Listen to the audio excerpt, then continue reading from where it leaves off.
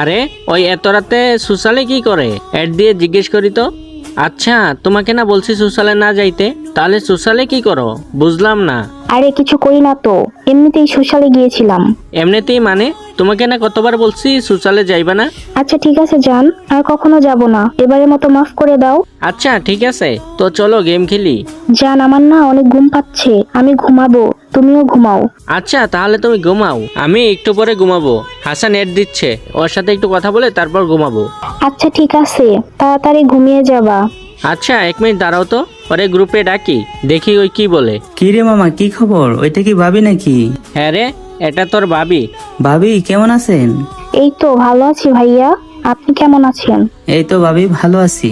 আচ্ছা আম্মু ডাকতেছে, তোরা কথা বল, আমি একটু পর আসতেছি। কিরে তোরা দুজন কি গল্প করতেছিলি? আরে তেমন কিছুই না, ভাবির বাসা কোথায়, কি করে, এগুলাই জিজ্ঞেস করতেছিলাম।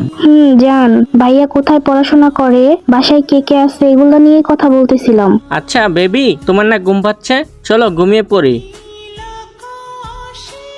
কিরে ওই এত রাতে গেমে কি করে, কার সাথে যেন খেলতেছে, দেখি তো কে ওইটা।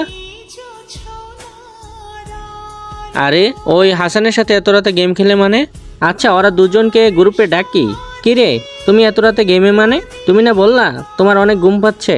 আরে জান ঘুম ধরতে ছিল না, সেজন্য ওর সাথে গেম খেলতেছিলাম, তুমি কি কিছু মনে করছো নাকি? আর হাসান তুই আমার জিএফ এর সাথে, চি আমার বলতেই ঘৃণা করতেছে। তোরে আমার বন্ধু ভাবতাম না, আমার ভাই ভাবতাম, আর তুই কিনা আমার সাথে এমন করলি। ভালো থাকিস তোরা দুজন।